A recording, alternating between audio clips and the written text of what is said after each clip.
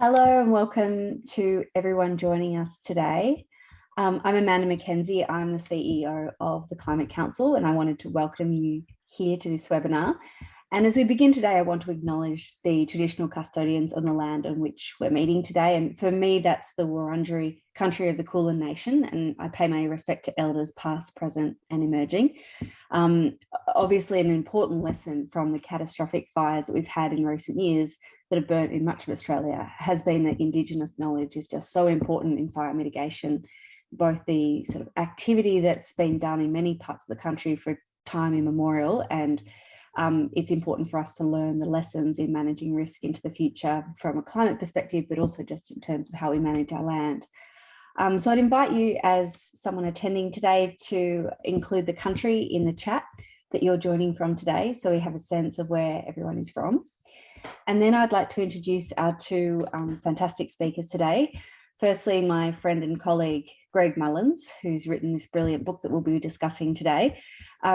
And Greg probably doesn't need any introduction to you, and you would know that he's been fighting fires, firstly as a volunteer and then serving in many important roles, including New South Wales Chief Fire Officer and Commissioner. And Greg's been a climate councillor and in 2019 formed the Emergency Leaders for Climate Action, which includes 34 former fire and emergency chiefs. You may recall that in the lead up to the catastrophic Black Summer bushfires, Greg was one of the most prominent voices warning for months beforehand that the conditions would be terrible, and then was a very prominent public commentator during that time. The Emergency Leaders for Climate Action has since gone on to put a lot of pressure on the federal government and other governments around the Royal Commission and implementing those findings and the other inquiries that have gone on. I also wanted to introduce you to Kerry O'Brien, which probably Kerry probably doesn't need an introduction to you either, but if you're not familiar with Kerry's work, he has been a prominent Australian journalist for many years, and you would probably recognise him from current affairs programs like 7:30, Late Line, Four Corners. He's interviewed presidents, prime ministers, prominent people from right around the world, so it's a real privilege to have him with us today to interview Greg. In terms of how the session will go, I'll pass over to Kerry in a second and he'll conduct an interview with Greg, and then we're going to pass over to a range of questions from you. So if you have questions to submit, please put them in the Q&A box during the session, and at the last 15 minutes I'll try to get to as many of them as possible. So I'm going to hand over to Kerry now. Thanks, Amanda. Greg, congratulations first of all, and thank you for writing the book.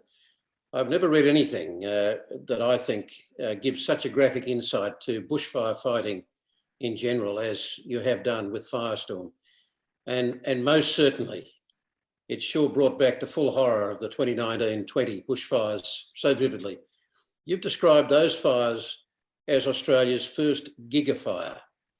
Now, what is a gigafire compared to what's gone before us, and what made this one so different?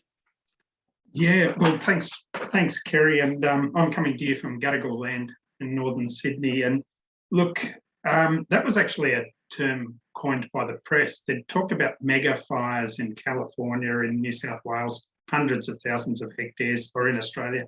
The Gospers Mountain Fire that started northwest of Sydney, in the wilderness northwest of Sydney on the 26th of October, grew to 513,000 hectares, become the largest forest fire in Australia's history, but it actually joined up with 3 other fires and burnt a combined total of more than 1 million hectares. Hence the media called it Australia's first gigafire. And yes, it was a beast. But what made it so different in terms of, was it just about the size? Was it also about intensity? Was it about the rate of spread? What were the distinguishing features that made this so different? Look, I think that comes down to what drove these fires. So we had 2019 was the hottest, driest year ever recorded in Australia. It was the longest fire season in New South Wales. It started in July, went to March, and the number of ignitions by lightning. So the vast majority of the major fires were started by lightning. The relentless days of very high fire danger and above, ranging very high, severe, extreme, and catastrophic days. And the property losses, so 11 times more homes lost that summer than any other summer in history in New South Wales. And the two previous worst fire seasons were 2013, 1994. So it's just ramped up. But so it was a giga fire season, if you like. All the ingredients there: hot, dry, windy, no rain. One of the remarkable things about what unfolded, and you've recorded this as well, I think, is that although a great deal of the country was in drought condition, the El Nino phenomenon that we normally associate with extreme dries in Australia, there was no El Nino. Which begs the question, of course, what on earth would it have been like if it had been accompanied by an El Nino, which would have made the conditions even worse? Well, precisely. And this is what I cover in the book. When I was growing up, and I talk about my 50-year journey as a firefighter, learning from my father, who was a volunteer firefighter, that you knew, or I knew up until 2013 actually, that you had to have an El Nino in the mix, which meant it's Southern Oscillation Index. So the Pacific Ocean was cooler, so there was less rain on the eastern seaboard. And generally, when there's an El Nino, there's a couple of degrees kick in temperatures as well. So it's hotter and drier. And you had to have that to get a bad fire season up until 2013, when the Blue Mountains, Southern Highlands, Newcastle and suburbs, we had massive fires, 225 homes destroyed. There was no El Nino, and it was the earliest time in history we'd had major property losses. It was early October 2013. So now, if we'd had the weather conditions we had in 2019 with an El Nino, and if there was a 2 to 3 degree increase on the worst days, we would have been fighting fires in over 50-degree heat, and all of the dynamics would have changed, would have been drier. I can't even imagine what a fire season would be like with an El Nino in the mix as hot as 2019, but it's coming. I was going to say that because you say that you couldn't imagine, but we're going to have to try, because this is a very real threat in our future, isn't it? Well, it is. And look, most fire seasons are fairly benign, but the bad seasons used to be about 10 years apart, 10, 11 years apart, Sydney and the Blue Mountains. Now they're 5 or 6. For the past 2 decades, they're coming more and more frequently. And those wild swings of the main climate drivers, so the Indian Ocean Dipole, Southern Oscillation Index, so that's about ocean temperatures, the Indian Ocean and Pacific, which drives rain or keeps it dry. Southern annular mode, a band of westerly winds above Antarctica, that can shift onto the continent. That happened to us. So we will get El Ninos, and there's research suggesting they'll be more frequent and more intense in future. And look, there's research out there saying that the La Nina, which we've been in the last wet period, they're hotter than El Ninos were in the 1980s now.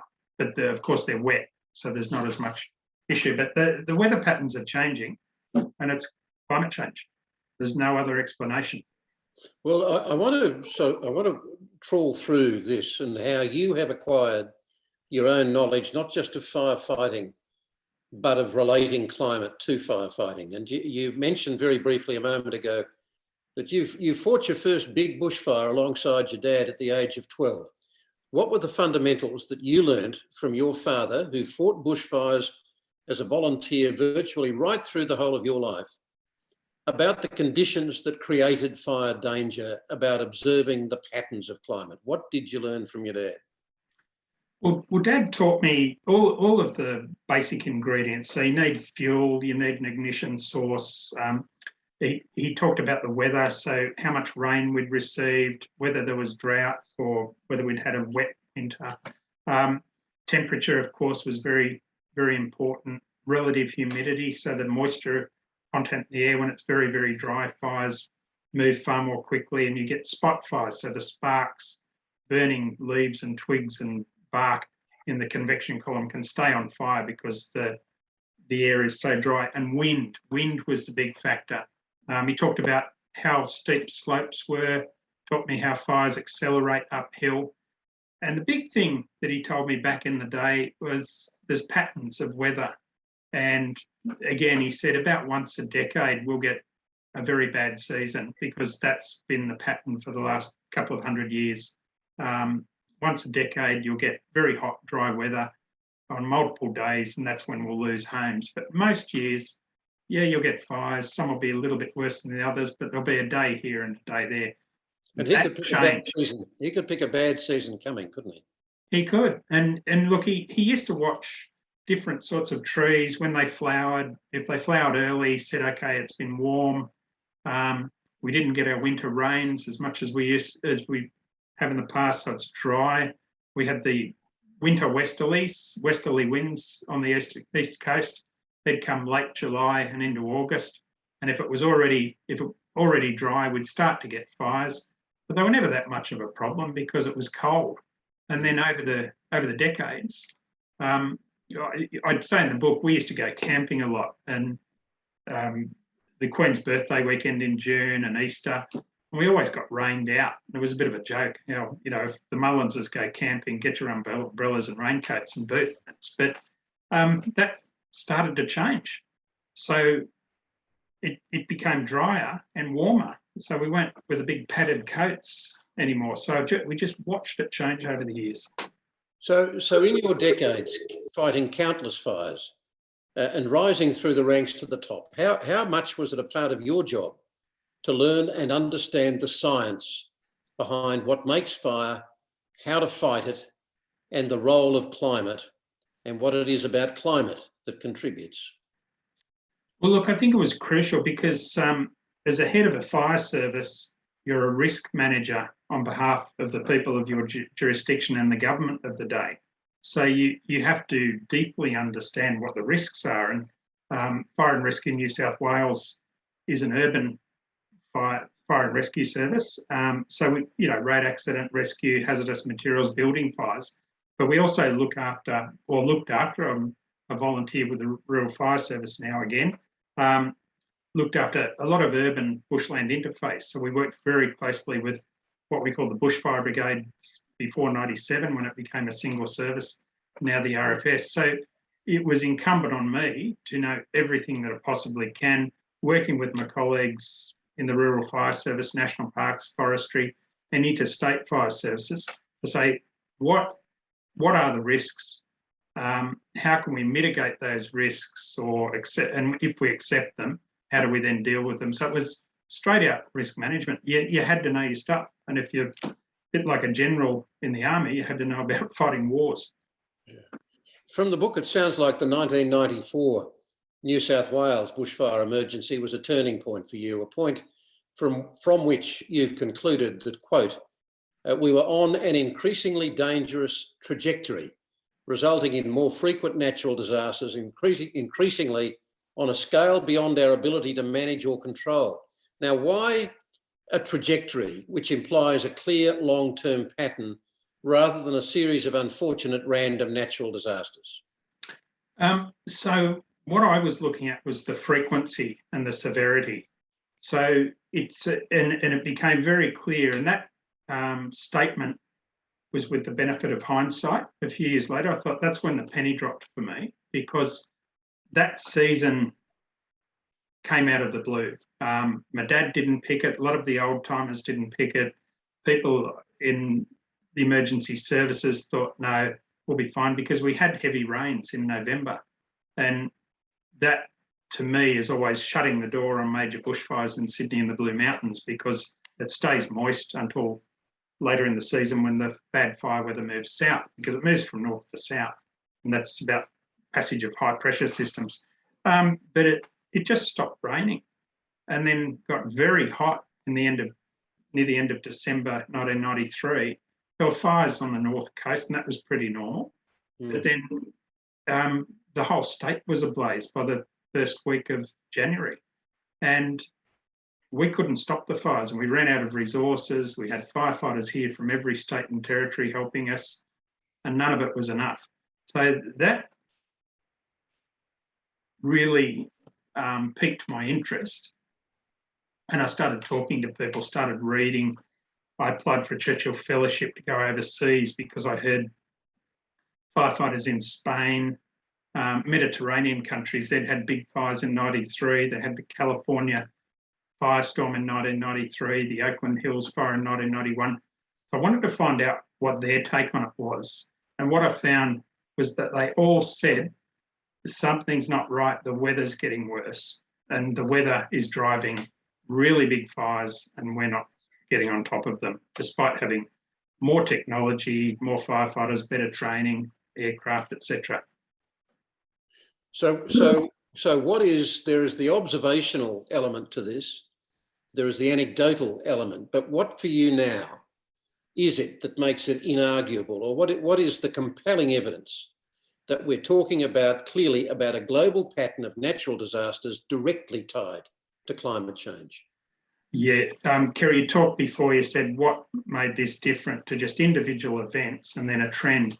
And as the years panned out, so we had individual events that were off the scale. So we had Canberra 2003, the first recorded fire tornado, and wind speeds of 200 kilometres per hour, rates of spread of 20 kilometres per hour that had never been recorded anywhere in the world, according to a fire scientist who worked for the coroner. We had 2009 Black Saturday in Victoria, 173 people killed, thousands of homes. 2013, the Blue Mountains, New South Wales. Tasmania was a canary in the coal mine. They used to have bad fires 30 years apart in the dry forests. Then they had fires in the late 90s. I think it was 2001 or 2, 2006, 2013, hundreds of homes burnt, 2016, 18. And places were burning that had never burned before. They're wet rainforests, they're alpine country that was always too wet to burn. It was burning freely. And then in Queensland in 2018, tropical rainforest burning, and again in 2019. So stuff was burning that's never burned before. But what happened, it became a trend. And the trend was reduced rainfall in the southeast and southwest of Australia, 12% in the southeast, 20% in the southwest, and it's ramping up. The reductions are ramping up. Increased temperatures year-round, day and night, which increased evaporation, and more intense fires that were forming pyroconvective storms, which is fire-generated storms, making their own weather system. And when that happens, it's time to bunker down and look for cover, because they're the most frightening thing you can ever be caught in the middle of, and they kill. You say in Firestorm that you already had profound misgivings and anxiety in early 2019 about the fire season that was still 8 or 9 months away. And you had, if you had those concerns, I imagine that all the senior people running fire and emergency services down the east coast of Australia, all those chiefs who replaced you and all the other retired chiefs, that they would have had the same concerns. If you were on the money, then those who had replaced your generation would have the same concerns. So why was it necessary to round up all those other fire chiefs and heads of emergency services to sound your own warnings? I think you said that when you started putting the call out to test interest and whether others were as concerned as you very quickly recruited 23 former chiefs of firefighting and emergency. Yes, and I only had 2 knockbacks, and they were doing work for the federal government. But so they felt there was a conflict. But every single one of the people I contacted said, look, we know the fire's getting worse. Last 2018 was really bad, started off really bad in New South Wales in August. We were losing homes in August, but then it rained, and New South Wales supplied firefighters together with Victoria to Queensland and Tasmania, which continued to burn. We were very frustrated that the current chiefs had been muzzled they had asked since 2016 for more money from the federal government for firefighting aircraft, for example. They put in a detailed business case in 2018 and it had been denied. They had a Senate inquiry recommendation saying that because the fire seasons between California, Canada and Australia were overlapping now because they're all getting longer, they weren't releasing the aircraft when we needed them. So they asked for urgent injection of funds and they couldn't do anything about it. They were being ignored. They couldn't go on national television and say the Prime Minister's not listening. But the big thing was we knew, because the Bushfire and Natural Hazards Research Centre and others had chapter and verse said these conditions are being driven by climate change.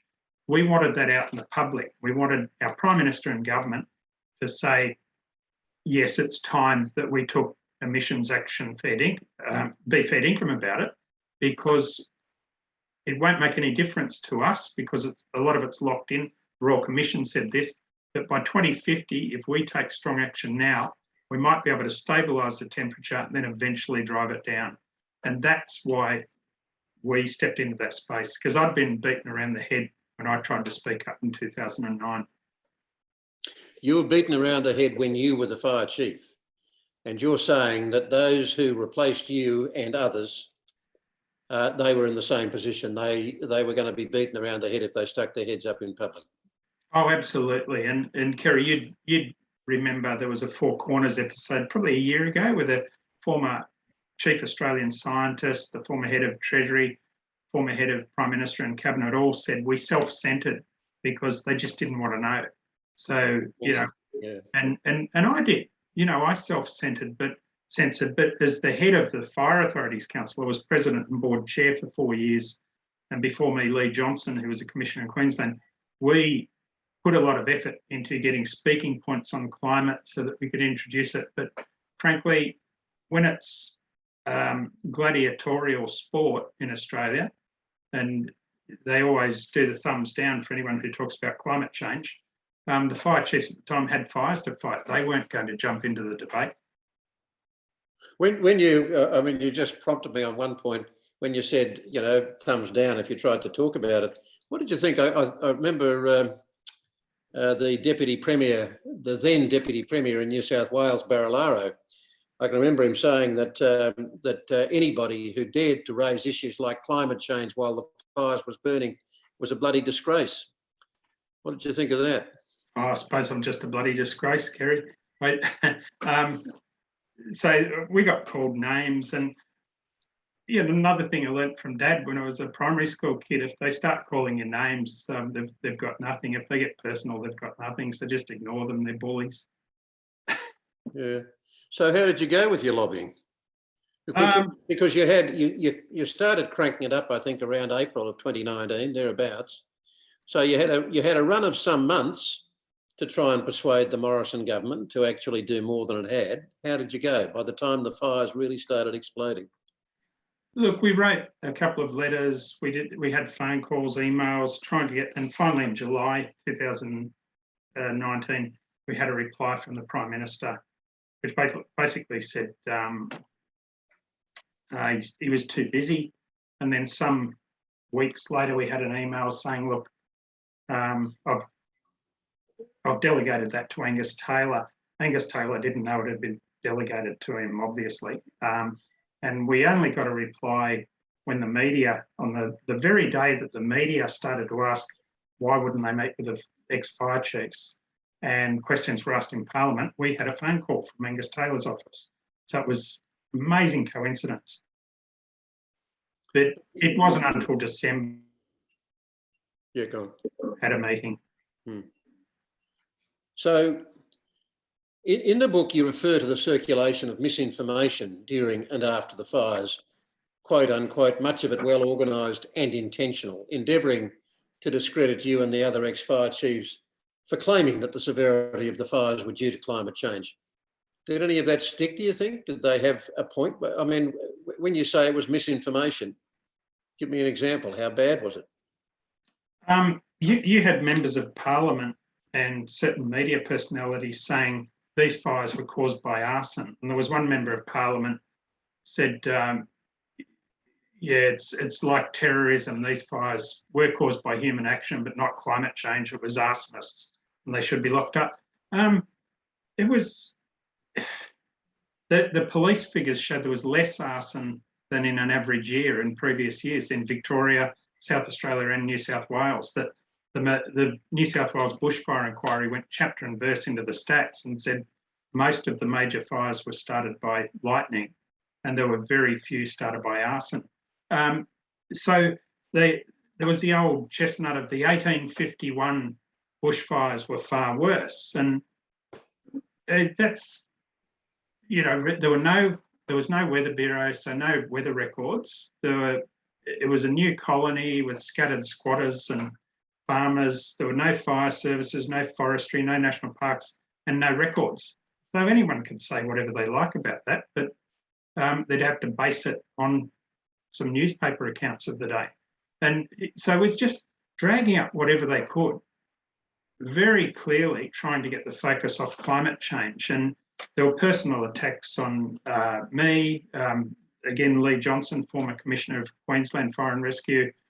Both of us spent 40 years in our full-time careers hands-on bushfire fighting or coordinating at a state level major bushfire operations in our own states and interstate. But, you know, one well-known media personality in New South Wales said that by commenting on bushfires and climate change, the fire chiefs were acting outside their area of expertise. I'm really glad he knows more than the fire chiefs about bushfires, but it was quite bizarre. And look, frankly, we just turned the other cheek and just got on with it because the public wanted to know what was going on. Another one of what you referred to, the myths that you said about busting in the book, was the quote-unquote greenies stopping hazard reduction burning. Comes out every major fire season, and you just, so how do these, whatever greenies are, how they've changed legislation and regulations, which have all been written by Labor and Liberal National Coalition governments, how they insidiously work their way into the coalition and the Labor Party to stop people from burning, I don't know, but it's a fallacy. And look, but the fallacy that feeds into it is we haven't done enough hazard reduction, or you know, it was stopped, and we've got to graze the national parks. And the Royal Commission, the New South Wales Bushfire Inquiry, South Australia and Victoria all said this was a weather-driven event, not a fuel-driven event. It was long-term drought, very high temperatures, very strong winds. That's what drove the fires. And I was at a fire near Wombian Caves in Blue Mountains National Park one day, and had about 5 fire trucks trying to pull up a fire. It had been hazard reduced 18 months prior, and when the wind came up, it just took off, and I had to pull everyone out of there. And that's the reality. Fires were burning across people's lawns. They'll burn the organic material in the soil. And this has been known for 60 years. Scientists work this out. Extreme fire danger. Fires don't stop when it gets to hazard reduced areas. And if it does, it'll probably spot straight over the top, 8 to 10 kilometres or more. So just and you could always tell when the politicians and media people didn't know what they were talking about, because they'd say, oh, there's not enough backburning. And so you go, yeah, okay, they know a lot about bushfires. It's a wrong term. The backburn's something you light when there's an existing fire. So it's either prescribed burning or hazard reduction. So they just made it up on the run. So did you get any sense that the current fire and emergency chiefs were all disgruntled or felt you were being disloyal and that you were casting aspersions on them with your critiques of what was missing in Australia's firefighting capacity? Look, I was very careful throughout to the Fire Authorities Council provided the CEO and the President with advanced copies of our submissions to the various inquiries. If we had a big intervention like a press conference coming up, I'd let them know. I'd check with them and say, is anything getting people's noses out of joint? And look, I know if I had been a current fire chief, I would have been a bit annoyed that the old retired fire chiefs were speaking up. but we tried to make sure that we stuck to our message about climate change and how it was supercharging the fires, not day-to-day advice on evacuations. We didn't go there. And we did fight pretty hard to try and get the extra money for the aircraft that the existing chiefs were after. And I think they actually appreciated that. But look, I'm sure some noses got out of joint. If you speak up, you know, what's the other thing? If you make an omelette, you've got to break some eggs. Now, we come to the Royal Commission. Did the Royal Commission fundamentally agree or disagree with you and the other ex-fire and emergency chiefs about direct links between the nature and intensity of the Black Summer fires and climate change? It directly supported exactly what we'd said. They actually said they were told not to deal with climate change in their terms of reference and to steer away from it, but they made a very clear statement. I call it recommendation 1 of 81. There are 80 recommendations, but they said that because of emissions already in the atmosphere, the world will continue to warm till mid-century. They quoted the CSIRO. What happens after that is directly dependent on what we do right now. If we deeply cut emissions, there's a possibility of stabilising temperature by mid-century, and then eventually it might go down. But so they were very, very clear, and they were very clear again that it was a weather-driven event. It was unprecedented, the type of weather, and that it was driven by climate. So the Royal Commission, as you say, made 80 recommendations. Are there any recommendations that you regard as important that the Morrison government has not acted on or indicated clearly that it will act on? Look, it's very difficult, Kerry, because when emergency leaders for climate action said, we wrote to Minister Littleproud and the Prime Minister saying we had a lot of questions because they initially said we support the recommendations, but then came out with a detailed paper. And I think there were only 34 out of 80 that they actually said yes, supported. And there were 30-something others that they noted or supported in principle, and then a number that they noted. And one of the ones, so we said we were going to track 10 of them, implementation. None of those have been fully implemented. And soon after that, Minister Littleproud said, well, we're going to put out a tracking document for the public to see and update it regularly, which is a good thing.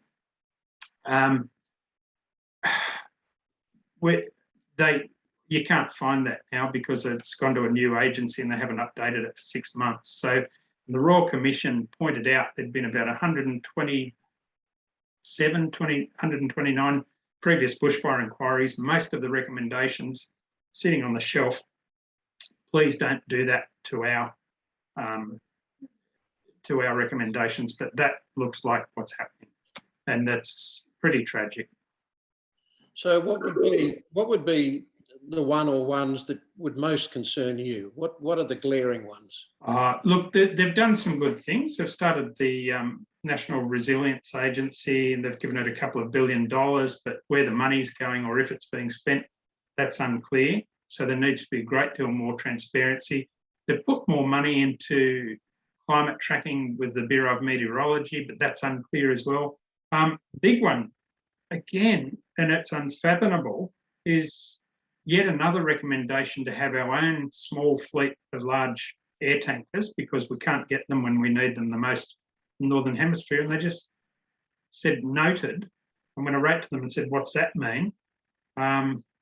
We got attacked in the media again, that we were being disrespectful to the current fire chiefs. But so the government, they've just put in $4 million. Well, it's a press release. We don't know if anything's actually happened because there's no detail, saying there'll be a second large air tanker year-round in Australia, and that $4 million will be for that. But it's a drop in the ocean. The other full-time air tanker was bought by the New South Wales government after the 2018 experience of August, where they didn't have any. So I guess if we could look at the future in 3 ways with regarding to the ongoing impact of climate change: the short, the medium, and the long term, as to what further disasters might be coming our way, and noting, as you've already pointed out, that so much of the future effect is already in the climate change pipeline. First, the short term, say the next 5 to 10 years, and that would absolutely be in the pipeline. And secondly, the medium term, say up to 2050, and the longer term beyond 2050. So if it is only going to get worse, is it a matter of educated guesswork as to how it's going to get worse? Is the frequency going to increase, or is it the intensity that's going to increase, or is all of this a matter now of guesswork? No, look, there's a lot of research into this, and they've established now we're going to get more bushfires started by lightning. The recent research says, yeah, there's likely to be more storms. That wasn't clear. It was very clear that the drier vegetation was leading to more fire starts, but it wasn't certain whether climate change was leading to more dry storms. So now, yes, more droughts, more heat waves, more dry storms, more remote ignitions, which means they're harder to get to and it takes longer, so they're bigger by the time you can do anything about them, so they're more likely to get away. More frequent major fire seasons, many more days of very high fire danger and above each year. So just on that, and this statistic blew me away. From 1950 to 2018, the average number of days in New South Wales of very high fire danger and above over that period was 2 days. 2002 was a big year, there were 11 days. But in 2019, there were 21 days of very high fire danger and above. And some of those were catastrophic, extreme and severe.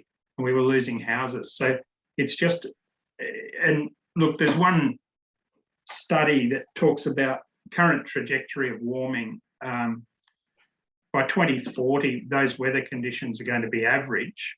And by 2060, they'll be exceedingly cool. That's if we do nothing about emissions. So look, there's so much to be done to adapt. We have to try to adapt. But, you know, frankly, you can't stop these fires. It's about building better infrastructure that withstands fires, maybe moving communities. You don't just keep throwing money into firefighting, because on the worst days, that's actually pointless. So there's a whole lot of interventions about warnings and et cetera, education. But the basic thing is, what's driving it is emissions and a warming planet. That's what we've got to attack if we want to actually change this in the long term. And that's the basis of Emergency Leaders for Climate Action, and why I'm so passionate. And one of the things, you know, I've said that drives me is I've got 2 grandsons. Yeah. And, you know, we've all got kids and grandkids and relatives, and we've got a duty to future generations.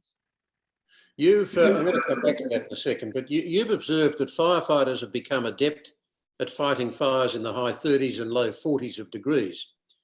But fires approaching 50 degrees, you say, are beyond anything that humans have previously experienced and beyond the capacity of current firefighting arrangements. Now, is that something that can be, I mean, why can't we, in terms of technology and in terms of the resources at humanity's disposal these days, we see the kind of technological breakthroughs, not just decade by decade, but even year by year. Why aren't we simply going to develop the capacity to deal with fires approaching 50 degrees where we could only deal with them approaching 30 and 40? Why are we simply not going to be able to adapt to the greater intensity of these fires? Look, I suppose, you know, if we could make it rain, it'd be fine. But if we could make it rain, that would mean we could change the weather, which means we mightn't have to worry about climate change. And as I had a few emails from people who said they could make it rain, but I think that's a long way off. I'll give you an example. 21st of December, I headed up to Blackheath in the Blue Mountains to fight fires, and teams from our area went to Bilpin and to Lithgow. And as we looked over at the Bilpin fire, I saw that a storm head cloud had formed out of the smoke column, and found out that then emergency warnings came on our phones saying that pyroconvective storms had formed. And it was, I don't want to get too technical, but the C. Haynes index, measure of atmospheric stability, they shouldn't have happened, because it wasn't that you have to have that's the up and down movement of layers of air. And it was fairly stable, although very hot, 47 degrees as we went through Penrith. But the footage I saw of the fires there were trees snapping, there were winds coming from every direction, fire trucks catching on fire. It's just frightening. So you can't put out fires like that when pyroconvective storms happen. And again, statistic from 1978 to 2018, satellite data says there were 60 of these storms in the whole of Australia over that 40-year period. In one season, we had, I think it's now 38. It was 35 when I wrote the book. I think it's now 38. I was 29 and 35. 38 of these events in one fire season in 6 months. So that's an incredible, that's far more intense fires, far more heat going up, driving the smoke plumes into the stratosphere when it brings down very strong dry winds from every direction and updrafts, downbursts with storms collapsing. That's new. Nothing we can do can stop that. Your group has now been joined by the Australian Security Leaders Climate Group, and that's people like Admiral Chris Barry, the retired head of the Chief of the Armed Forces, and people of his ilk. So just looking at their additional voice to what you've already been doing. Now, you look at the makeup of your group, you look at the makeup of people like Chris Barry, you're hardly screaming radicals.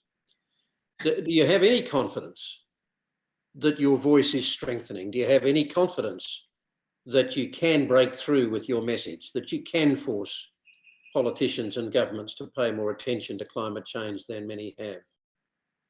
Look, I do, Kerry, and you're right. You know, when I spoke to my fire service colleagues, I knew that, like general community, there are a range of political views and voting patterns amongst those people, but they all said, no, we know what's going on now. We've, talked about being risk managers. They'd read the science, they'd seen what was happening, and it all gelled. And we have to warn people. You have, vice admirals, generals, Cheryl Durrant, who's the former head of defence preparedness, very smart, dedicated public officials who are frightened of the future ramifications in, the security context. We had the Farmers Federation come out and say, we think the government should go net zero by 2050, and they're attacked by the National Party, saying, well, you have to have a plan to do that. And as I wrote in an opinion piece in the Herald, well, hey, they're not particularly radical folk, and they used to be your base. I don't know who are now, maybe coal miners, but and you attack them, and national governments, in my experience, are the ones who write national plans. So why are you saying the farmers have to do it, or the fire chiefs, or the ex-generals and admirals? So there's something seriously wrong with the leadership of our country. In the 2 years since the Black Summer, to what extent, or near 2 years since the Black Summer, to what extent are you reassured by the path the government has now taken, it says, to address climate change with its heavy reliance on technology while still strongly supporting the fossil fuel industry? Look, I suppose you listen to people from the mining industry and about that, and as you know, Kerry, that Twiggy Forrest in recent days said, got to give up this fiction of carbon capture and storage and technology, not taxes, and gas-fired recovery, because it's all just more of the same. Let's get every little bit of profit we can out of the coal, oil and gas that we have, and we'll pretend we're doing something about it. That's my words, that's my perception. So nobody's been able to make carbon capture and storage actually work. I think Twiggy Forrest said 19 out of 20 didn't. There you go, 19 out of 20. So it's just failed too hard technology, yet our government is using our money, throwing billions at it, saying we'll help you. And the big gas producer off WA, they were supposed to have captured 80% of their emissions, and they can't make it work because sand gets in the system. But no, that's cool, that's okay, no worries, we know that you mean well. But so it's incredible. And after COVID, saying, well, we'll have a gas-fired recovery. Well, the methane is a worse greenhouse gas than CO2, and it leaks. And when you burn it, it makes CO2. So we'll lock that in for decades when we're actually supposed to be joining the rest of the world to drive down emissions. So I don't see any strategy coming from this government. I just see tactics of how to get a good headline. Yeah. Look, I want to finish with you before we move to questions by bringing it back in terms of the cost in human terms and the assumption, this assumption that I guess is there for all of us, that the firefighters will always deliver. So I want to come back to the words that you highlighted in the book. And you were talking about one of your old colleagues, a veteran firefighter named Peter Duff in Sydney, who shot a video of one of the intense fires he was fighting in December of 2019. And that went viral, that video. And his wife, Jen, posted, I think, on Facebook, this message. These are the scenes that are terrifying us all right now, especially terrifying to myself and my two little boys as we waved goodbye to Daddy at lunchtime. Today, just as we have numerous times already over the last few months, I think to myself, please, please, please come home to us. Then I see his video. I feel most people are extraordinarily supportive of what our incredible volunteers do, but these scenes show the extremely real danger these precious people put themselves in to save others and their homes. Please nurture these selfless people and remember that they mean the world to the ones they leave at home. We reluctantly but graciously let them go, all while terrified they may pay the ultimate price. Now, inevitably, some do pay the ultimate price, Greg, don't they? And I don't know how you would ever be able to measure the kind of suffering, the post-traumatic stress, the loss of life, the loss of livelihood and so on that any number of firefighters have paid over the years. We simply do not and must not and should not take it for granted, should we? No, certainly not. And good luck to everyone not having a tear in the eye or a football in the throat hearing what Jen said. And they're dear friends of mine. But and there were so many people terrified that their loved ones were out there on the front line during that incredible time. And the fireys will keep doing it. The volunteers, the career firefighters, National Parks Forestry, they'll keep doing this stuff, and they need to be backed up by our national government. The state governments are all going for net zero by 2050. South Australia's got all those renewables and batteries. New South Wales has just upped its ambition for 2030. Business is moving because they see it's essential. So we just have to move. And the bushfires, I think, woke people up. It was something totally different to anything in the past. And I just hope when people read my book, they'll go, there's no question now, I get it, and we must force change.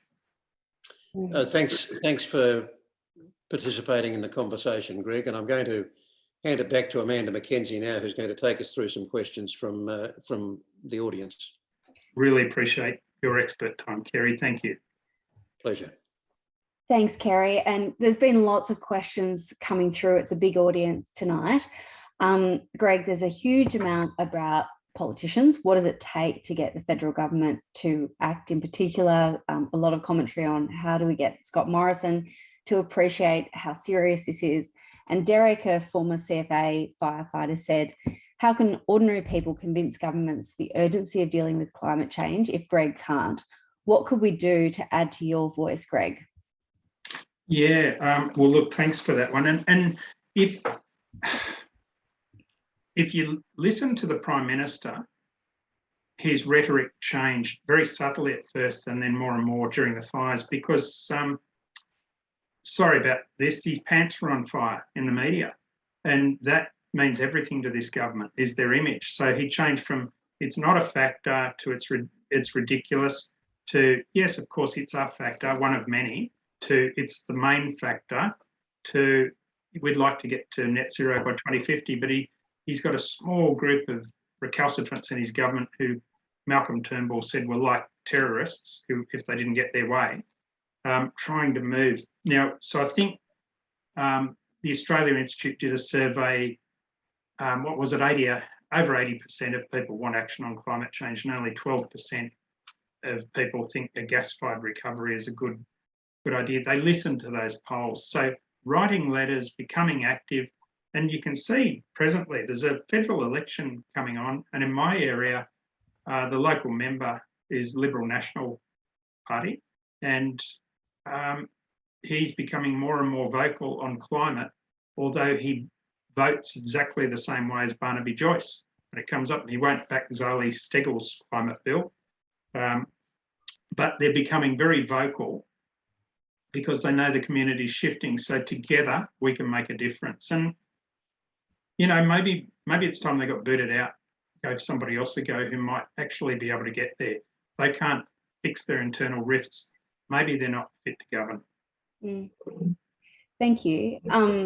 The next question reflects a whole range of other questions that were coming up as well. And I've sort of combined Anne and Jacinta's question. How can traditional owners work with government, RFS and national parks to foster a respectful space for sharing traditional fire management education and practice? But also, given that climate change is already accelerating, have we gone beyond those techniques, and how do we best work with Indigenous communities, and how do we best learn from this information? Hi, Jacinta. Really glad you're on there. She's an expert in this stuff.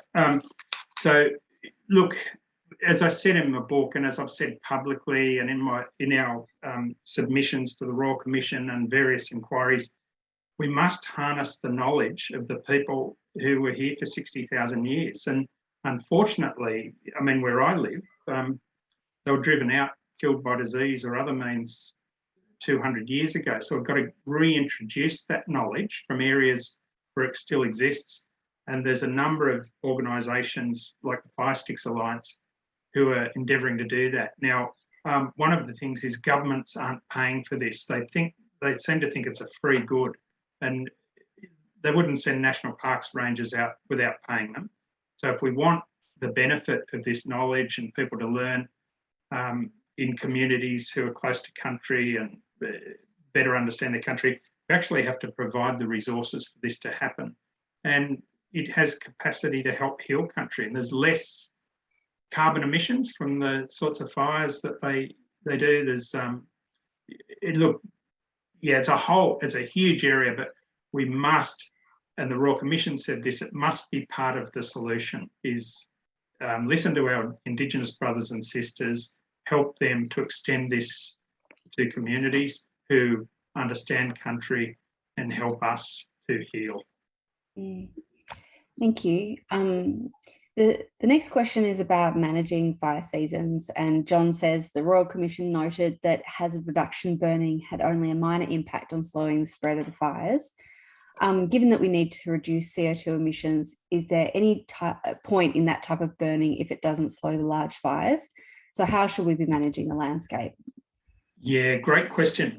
This is the damned if you do, damned if you don't question.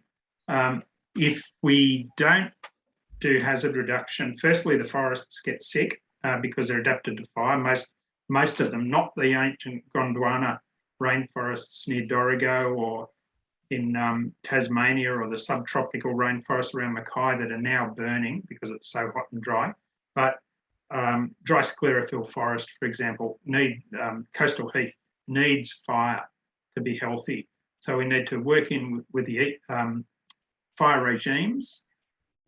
But what latest sort of research that I've read is that we need to do more hazard reduction around communities and infrastructure, because burning large areas out in the wilderness is going to become less and less effective as we get these bad fire seasons. And look, the good news is at the moment, still these big seasons are a fair way apart, and most seasons the hazard reduction will be effective. There's been a lot of questions on resourcing. I think as Australians, we're all rightly terrified of what the future fire seasons could look like, and what is, I suppose there's a lot of questions on how do we adapt to it. Glenn, who's an RFS volunteer and bushfire safety and survival educator, says, do you also consider we need to invest in more resources and specialist expertise to better educate the community? And a range of other questions are asking as well, what are the resources that are required to help us manage the increasing threat? Look, great question. One of the recommendations of the Royal Commission was to better educate people. So if you're going to live in a hazardous environment, you need to know what to do when things are, you need to be able to recognise the signs that things are turning bad, and you need to have a plan. And there's been research into, we talk about having a plan and implementing your bushfire plan. Most people don't bother until they see smoke on the horizon, and then they make up their plan on the run. Or if they have a plan, they forget about it, because guess what, it'll never happen to me. So ongoing bushfire education, not just bushfires, floods. We're going to get, for every degree of temperature increase, the atmosphere holds 7% more water vapour. So we're getting, when it rains, it comes down in a torrent and it overwhelms drainage systems. So we get flash flooding, we get more intense storms because the ocean's warmer, etc. There's a whole lot of things going on, not just related to bushfire. And we need to educate everybody about what to do. And they need to know their specific exposure to each, do I need to leave? If it's going to be catastrophic fire danger tomorrow, am I reasonably safe here, or should I just go into the city and sit in a cinema or something? So that, yes, that's a great question. And yeah, it's part of the mix. There's no silver bullet here. Bringing in a fleet of 737 water bombers will not save us, because they can't fly when there's pyroconvective storms around. And they won't save us anyway, because there's too many fires. But your building standards, education, use of the military, if they're available, not fighting wars, to back up and do some logistics tasks. But good luck with that, as our defence situation possibly worsens. So there's so many things that need to be done. Yeah, I think that's what sometimes gets lost, isn't it? The scale that's required in adaptation, with some of those glib responses that have happened over the years. Oh, we'll just adapt to this environment. There's a lot of questions about what's next for you. So Julia asks, what's next for your advocacy work with the Climate Council and with the Emergency Leaders for Climate Action, and what this audience can do as they read the book, as they sort of engage with ELCA.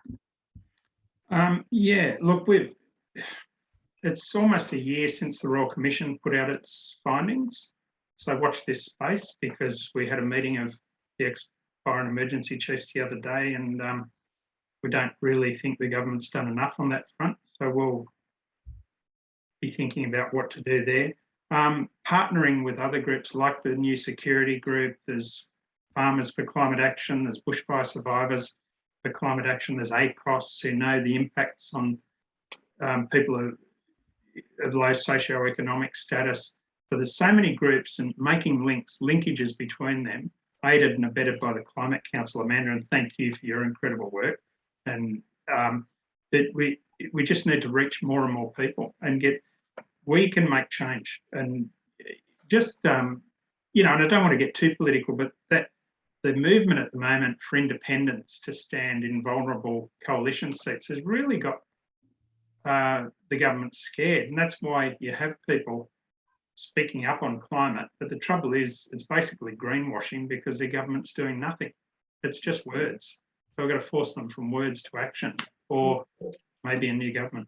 We're coming to the end of our time. I feel like we could continue this conversation for another hour pretty easily. But thank you, Greg, and thank you, Kerry, for your questions earlier. It's a fantastic book. If you haven't had an opportunity to read it and purchase it already, make sure you do. We'll send out an email with links to the book, but also links to the resources that we've been putting in the chat as we've been having this conversation. Thank you all for attending. It's been a really informative and fantastic conversation, and one that we need to just continue. And thank you to Climate Council members for making it possible. If you want to support the Climate Council, you can always go to our website and donate. But thank you so much for being a part of it today. So we'll wrap up now. Thanks again, Greg. Thank you. Thanks, everybody. Thanks for tuning in.